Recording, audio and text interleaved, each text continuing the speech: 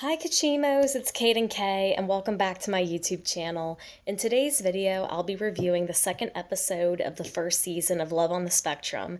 But before we get started, please hit that like button, subscribe to my channel, and turn on those post notifications so you know when I'm uploading new videos or posts.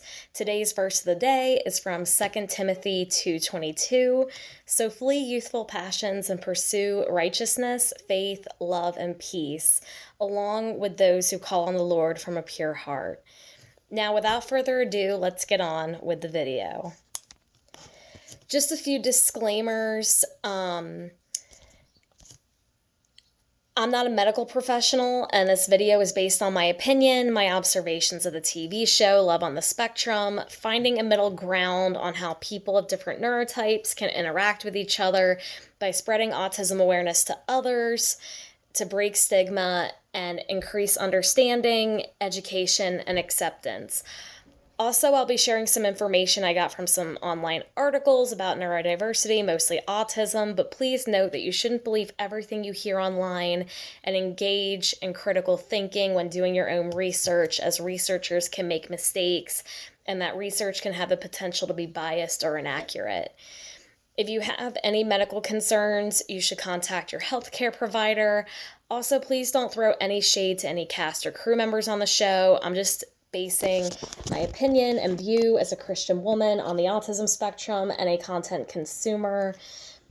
Also, just to let you know, I may or may not be able to do all of the episodes and seasons of Love on the Spectrum before college, just because of I've just really been struggling with my energy levels and all of that, and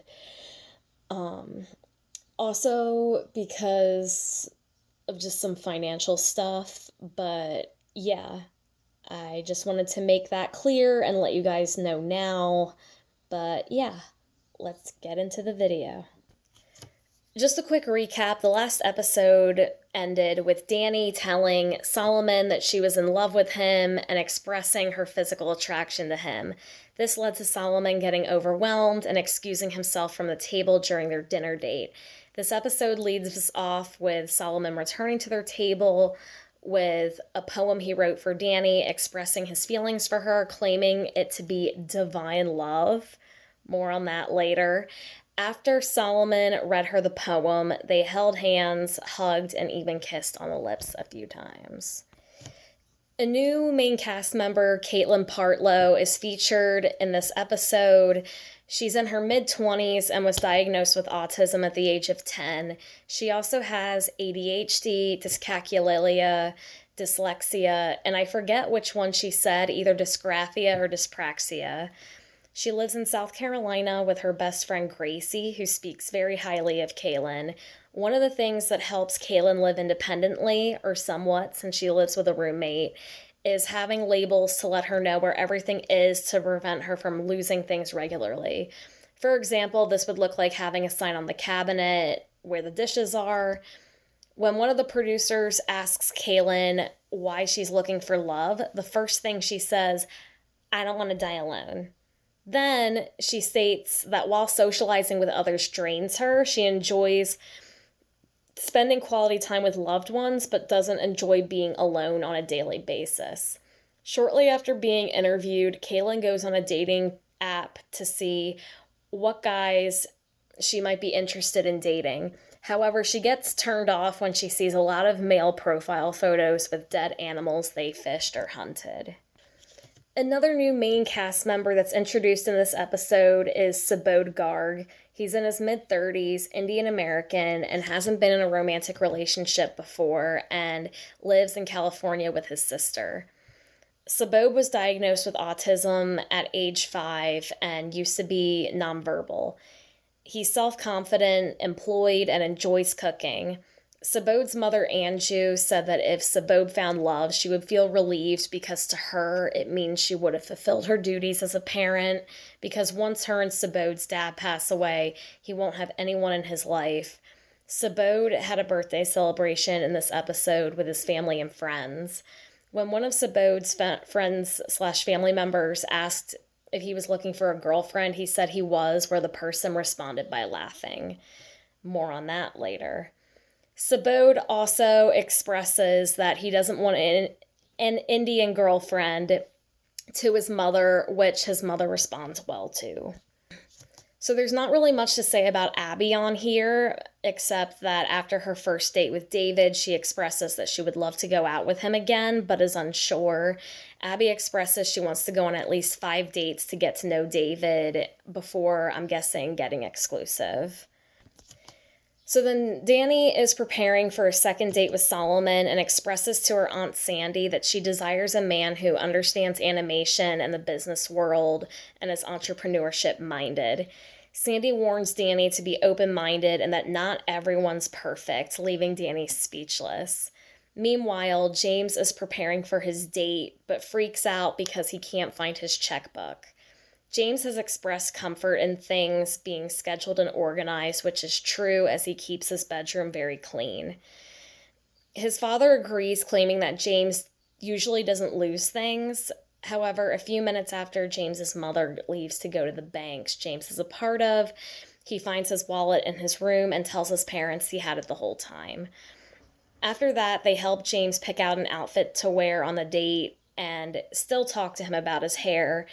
James's father mentioned that once he offered James $500 to get his hair cut, but James both refused the money as well as the suggestion to get his hair professionally done.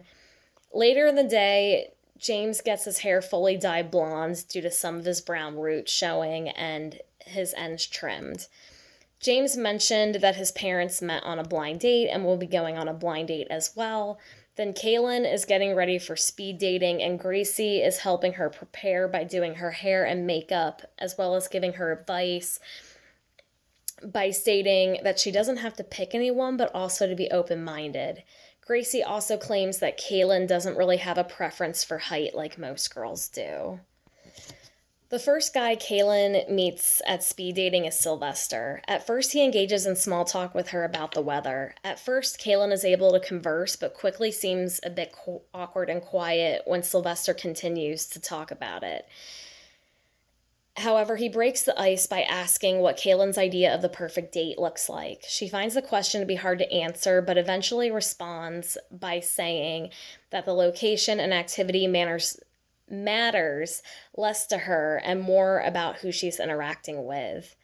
Then Kaelynn asks Sylvester if he's ever hunted before, to which he responds that he sometimes did when he was younger, but not currently. Then Sylvester asks Kaelynn if she has/wants to learn how, and Kaelynn basically said no to both and expresses her fear of guns and aversion to seeing many male dating profiles featuring deceased animals. Sylvester comments that it's similar with female profiles as well and suspects it might be a part of Southern culture. As they run out of questions, the bell rings. Next, Kaelynn meets Austin, but quickly realizes it wouldn't work out as Austin is in between jobs, cringed when asked about his family, and seemed to struggle where he stood regarding faith and religion. When the bell rings again for the next date, Austin leaves the table and calls Kaelynn Tori. Then Kaelynn meets Keith and finds out that he doesn't hunt, only shot a gun once in his late tweens, and doesn't remember ever going fishing. After being interrupted by the bell, Kaelynn finally meets Peter, who asks what she does for a living. Kaelynn responds that she works with kids on the autism spectrum by teaching them social communication and self-help skills. When Peter asked how she got interested in that as a career, Kaelynn says it was through an internship in high school and then never really left, I'm guessing, the company she interned for. When Kaelynn asks what Peter does for work, he says he works with inside sales for real estate investment. After some awkward silence, Peter asks if Kaelynn ever got into online dating, and if so, what it was like. Kaelynn says she has, but that it hasn't been great due to seeing the majority of male dating profiles with deceased animals. Peter and Kaelynn find they mutually love animals, alive, that is. Then Kaelynn asks how Peter would describe the ideal partner. Peter states that the ideal partner to him would be like having a best friend and that it makes the relationship easier. When Peter asks Kaelynn what she looks for in a partner, she describes someone who's kind, intelligent, someone to do life with, is on your side, and has passion, ambition, and goals. After they're interrupted by the bell and Peter steps away, Kaelynn fills out her dating card and crosses out the first 3 guys and puts a check mark next to Peter's name. James goes on a date with a woman, Emma. When they meet up and sit down for their dinner date, Emma asks James to tell her a bit about himself. James says he loves outdoor activities such as hiking and swimming. When Emma brings up her YouTube channel on ghost hunting, James also expresses interest in ghost hunting and that one of his favorite holidays is Halloween. Then James randomly begins discussing past romantic relationships he had but didn't last long, and discusses one woman that he was with that he liked out of all of them, but claims he's over her and it's been a while since their breakup. Then James asks her about her past relationships. Emma claims she's never been in a serious relationship because she either didn't develop feelings or due to trust issues on her part, due to a lot of people in her past disliking her when she was younger, and expresses that has made commitment scary for her, but is putting in an effort to overcome it. At the end of their dinner date, they agree to split the bill and go for a walk near the ocean. James compliments Emma on her hair and asks Emma what she thinks of his hair. Emma responds by saying that his hair looks nice. James claimed to have short hair as a kid, but during college decided to have it longer because he feels he can do more with it and that it adds character. Then James asks Emma if she wants to get together another time. Emma says she would and that she enjoyed the date. Then she says but, and that's where the episode ends. In this commentary series on making of the show Love on the Spectrum, I also want to provide facts and news about autism and other parts of neurodiversity to educate, open minds, and decrease stigma. In 2025, the CDC published an article on data and statistics in regards to autism, stating that this condition is reported despite racial, ethnic, and socioeconomic identities. However, there is a gender gap as ASD is 3 times more common in males than females. Approximately 3.2% of children at age 8 have been found to have autism, and an estimated 17% of children ages 3 to 17 were diagnosed with a developmental disability which wasn't limited to just autism, according to parents in a 2009 to 2017 study period. In an article on Psychiatry Online, cognitive inflexibility can be a common struggle with people on the autism spectrum as well as those with other diagnoses. Despite people with autism being able to realize and learn new rules, patterns, and routines, they struggle to maintain them for the long term and will turn back to prior learned routines. Cognitive rigidity has also been linked to deficits in executive functioning, such as adaptive behavior, social communication, and interpersonal success. A lack of openness to uncertainty may increasingly strain relationships that have previously been affected. So I have a lot to unpack in my takeaway and opinions on this episode. I'll start with Dani. I feel like her and Solomon are kind of unintentionally love-bombing each other. They aren't being appropriate with each other romantically in the dating stage that they're in. They just met. There's no way they know whether or not they're in love with each other. More likely than not, they're in love with the idea of each other, not in love with each other as they are. Like I said in my previous video that I made for the first episode of season 1 of Love on the Spectrum, some people don't show their true colors right away in the early stages of dating. Granted, some people do, and I've been very lucky in my dating experiences to catch red flags early, or the guy I dated, or just myself having the guts to say sooner that, that either me or someone else didn't feel a romantic connection rather than being in a relationship for the sake of being in a relationship, or simply being afraid to express our feelings or lack thereof. I was so lucky to, not have my time wasted.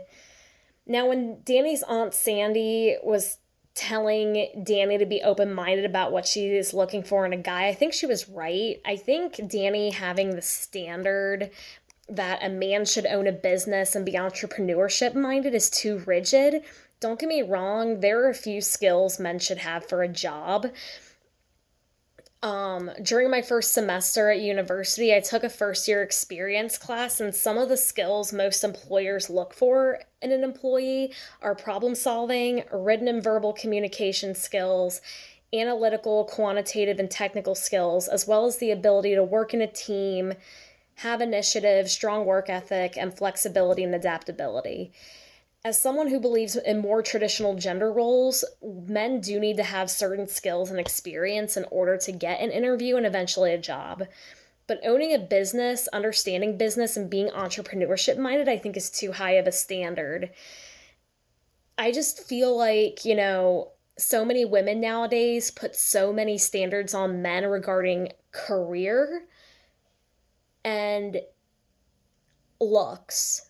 I mean, I think that it's just, like, I think, I feel like nowadays women say men need to have these standards, then they struggle with finding a man because they don't meet their standards. But it's you can't have it both ways. You need to either make certain things bonus points that you look for and things that should be required. For example, you should be finding a man who is respectful, who is honest, who is loyal, a good communicator. For me, my big thing is he needs to be on fire for the Lord and have a relationship with the Lord. That is my number one. So it's I don't know. But apart from Dani and Abbey, I think Kaelynn's pretty cool too.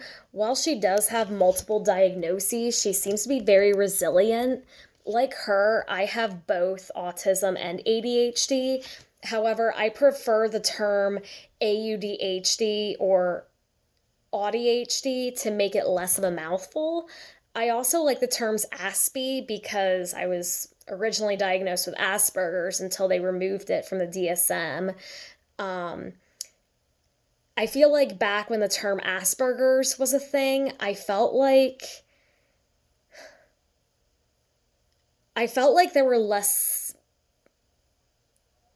I feel like I was less judged, less ostracized. I also prefer the term neurodivergent or autism with varying support needs. Now, I'm considered to have level 1 autism, which is considered low support needs. However, I feel like the labels, I don't know. I personally don't relate to them. I feel like my support needs vary depending on certain areas that my autism affects or just in different life stages. But yeah, everyone expresses their labels differently, and it's okay if people don't use those terms. I think it just makes my conditions less of a mouthful and reinforces that neurodiversity is on a spectrum rather than a linear type of thing.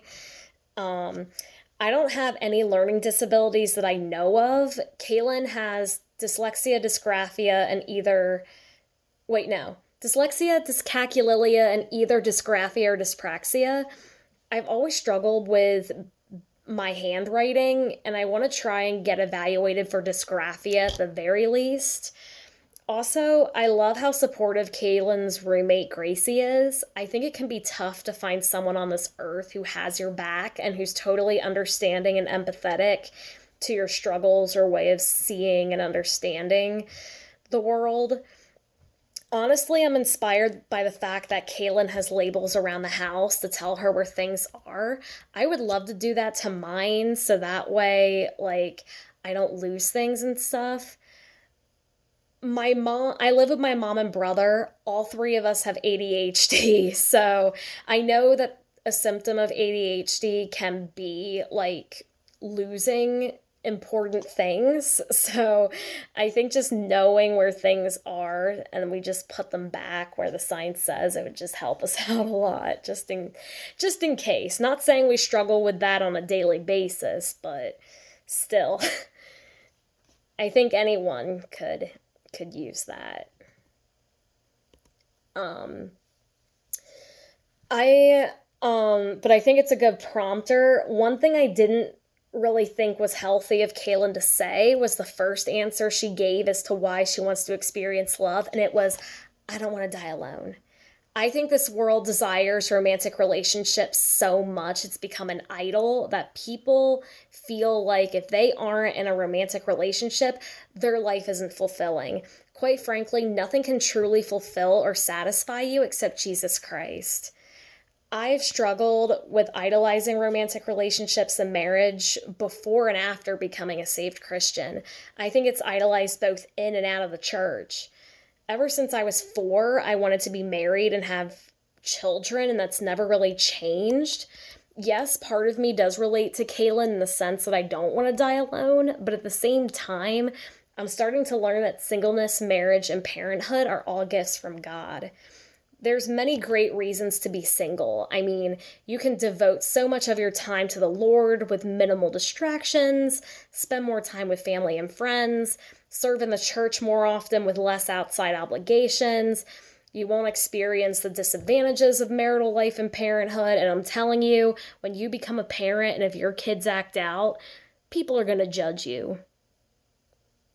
That's just how it is. I mean, I've unfortunately been at fault for that. And also more time to practice your hobbies.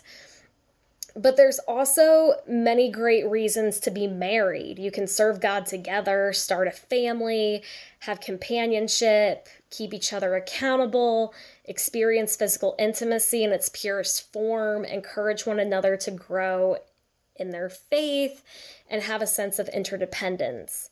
What I'm saying is that there's no shame in being single or dying single. I mean, look at Jesus, the Apostle Paul, and countless priests, nuns, and monks that have pledged to singleness and celibacy. I'm not saying Kaelynn shouldn't desire romance, but if the first answer is I don't want to die alone, and then after that, you basically desire companionship, it comes across as you're using that to gloss over what you just said. But I feel like the first answer comes across as if it's something to be ashamed of. Don't get me wrong, I would love to be married and have children one day, but I'm also learning as I continue to grow my relationship with the Lord, being in my season of singleness, whether temporary or permanent, has become a little more bearable. However, I believe I have a lot of love to give and would love to give my future children the childhood I didn't have and not make the mistakes my parents did. I want to raise my future children in the faith and learn that when my future husband and I aren't perfect as their earthly parents, there's a heavenly parent who is, and that's God. I know that was a lot, but that statement really gave me a lot of food for thought. So one of the things we know about Kaelynn is she doesn't like seeing photos of hunted or fished animals. I totally get it. I mean, I don't really have an aversion to it. I'm just like, okay, someone just hunted or fished. I mean, look, I'm probably not going to hunt or fish as long as I live, but hey, it's free food, and with inflation, people gotta eat. Okay? However, I'll never be okay with anyone hunting cats, dogs, guinea pigs, basically any domestic animals. I know fish are pets, but they aren't as domesticated as cats, dogs, and guinea pigs typically are. But if I have a husband in the future who hunts or fishes, I'm not necessarily going to complain. It's less expensive, it's minimalist than, say, getting a package of salmon for almost $20. Anyways, Kaelynn speed dated with 4 guys: Sylvester, Austin, Keith, and Peter. I think Sylvester was really sweet, but I noticed Kaelynn's social awkwardness during small talk about the weather was pretty apparent. Thankfully, Sylvester noticed that and moved on to ask Kaelynn a bit about herself. Their conversation seems to flow naturally for the most part until they run out of questions to ask. But other than that, I can't really complain about their date. I think it went well. However, when she started speed dating with Austin, the alarm went off in my mind. Red flags flying. I noticed that Kaelynn asked most of the questions and Austin only asked one, which was what Kaelynn's family was like after she asked him that question. Also, Austin seemed to have an unstable sense of identity regarding his spiritual and religious views, as well as some instability in regards to a career. Also, he cringed when he was asked about his family. I'm not saying people can't have their own struggles while dating. If I met a guy like that, I'd wonder, is he in therapy? Is he actively looking for a job? Is he doing volunteer work or higher education in the meantime? Why did he leave his previous job? I felt like Austin was kind of closed off. After Austin switched his place from Kaelynn's table, he called her Tori. Like, hello? She has a name tag right in front of you. Other than that, I have to say, Kaelynn's outfit was fire. That blush mauve pink dress ate. So I watched a commentary video of Love on the Spectrum about the show having lingering scenes of feet. I noticed the producers doing this with Kaelynn's. I know stimming can be a thing, but I don't know. Some people have criticized it, thinking it's just weird.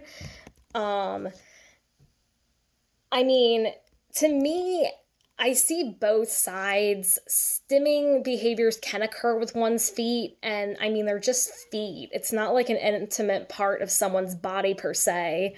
However, I think there's many ways to have the cameras linger equally to other stimming behavior than their feet. I don't know. I'd have to really watch the show carefully and observe, but considering the fact that so many people joke about foot fetishes and that that's a thing, you know, I think we need to be careful not to potentially fetishize people, you know? So far I'm neutral about that. I mean, the way I see it, I think that, you know, people need to get that together. Like Sylvester, Kaelynn also seemed to have great interactions with Keith. The cameras were rolling in the middle of a conversation, so I can't really dive deep into their interaction too much. Finally, Kaelynn speed dates with pretty boy Peter. I thought Peter was really sweet and was genuinely interested in what she did for a career. But I noticed after Kaelynn asked Peter what he did for a job and after Peter answered her, there was some awkward silence, and I'm wondering if it's because the type of work he does doesn't interest her, or she doesn't know what to say, or she didn't really process what he said. However, for the most part, it seems like the conversation flowed naturally, and Kaelynn ended up choosing Peter on her dating card as someone she would like to get to know more. Now, I really have issues with Subodh's mom, Anju, and whoever this person was, like a family member or friend in this episode. When Anju claimed that if Subodh found love, she would feel relieved because to her, it means she would have fulfilled her duties as a parent because once her and Subodh's dad pass away, he won't have anyone in his life. First of all, him finding love has nothing to do with whether or not you fulfilled your role as a mother. It has to do with how you raised him. Second of all, a future spouse is not it's not supposed to replace caregivers. A spouse is just that, a spouse.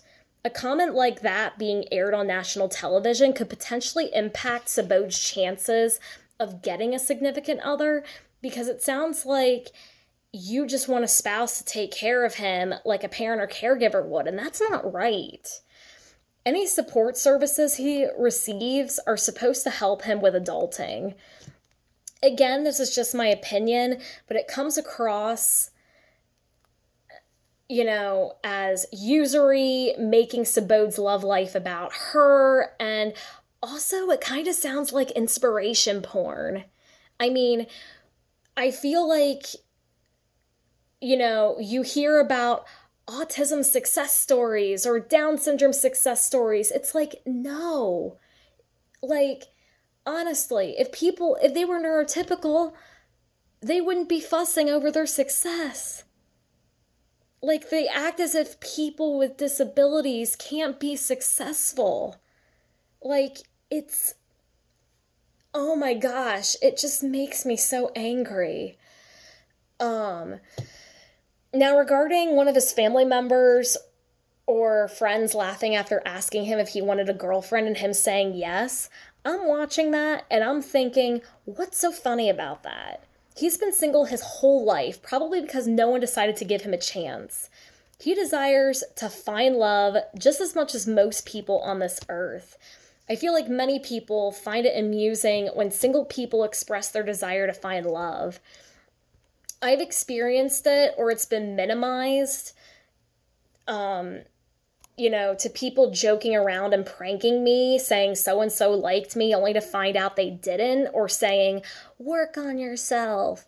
Especially when these people aren't single. It's rude, it's hurtful, and it's annoying when people say stuff like that to minimize the loneliness struggle of being single, especially when you feel alone in this world. Anyways, I'm shipping both Abbey and David and Kaelynn and Peter in this series right now. So let's get to James on his date with Emma. I feel like Emma looked kind of weirded out by him a little bit. But here's something I observed. For Dani and Abby's dates, the narrators introduced them. According to legit news, Dani's date Solomon was said to have ASD1 or autism with low support needs, which was originally called Asperger's syndrome and was nonverbal until the age of 6, which might explain his socially inappropriate behavior regarding what emotionally romantic behavior is appropriate for the dating stage that him and Dani were in. David also, according to legit news, was diagnosed with autism. He was 2 when he received his diagnosis, as was Abbey, which may partly explain, why they appear to be a good match. Abbey and David also featured on an episode of Sesame Street where it was confirmed he also has synesthesia.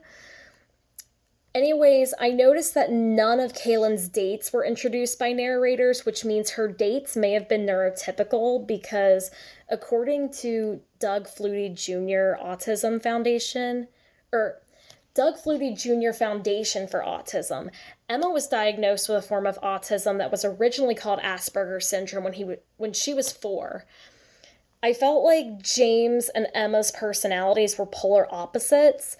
Emma seemed very calm but standoffish emotionally, while James appears to be very intense, nervous, and verbally hyperactive. When James starts randomly discussing his past romantic relationships, Emma appears disinterested and slightly uncomfortable. Again, this is just my opinion. I could be completely wrong, but I see it as you need to read the room, or attempt to. I feel like James could have benefited from some coaching with Jennifer Cook as well as Dani, but then again, I don't know how that's decided on the show. Also, James seems to overthink a lot when he asks Emma if it's okay if he compliments on her hair, or if it's okay if he asks her how she likes his hair. I'm not sure why James does this. I could think of a few reasons. I think some girls today act as if men can't do anything right and have a lot of unrealistic expectations for them. I feel like feminism has gone too far in regards to having a deep hatred and resentment towards men. It shouldn't even be considered feminism because that's not what feminism was originally about. But I feel like with this new feminism type thing, I think it's created a further division of the sexes. Another thing that could be at play for this behavior is that people with autism are more prone to experiencing anxiety. I'm not a medical professional, and I don't know what other diagnoses he has apart from autism and Tourette's, according to legit news.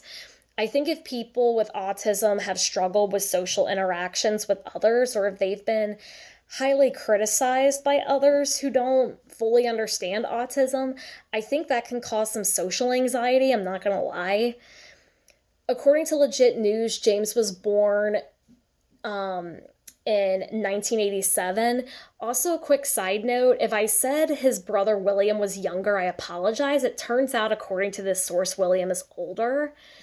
But I'm not sure when James was diagnosed with autism, but he did say it was hard for him to get the resources he needed. And I'm not sure what kind of therapy, if he's had any, that he has participated in. I know applied behavior analysis therapy has been a source of controversy. I'll make a separate video about that at some point. Again, I'm not truly sure why James seems to be so anxious. Okay, so that was it for today's video, everyone. If you want to see additional content and notifications, you can follow me on Instagram and TikTok, which will be in the description below. Please share this video with your family and friends if you want. Comment down below a dating horror story that you have if you've had one. I love you all, and I'll see you all soon. Bye!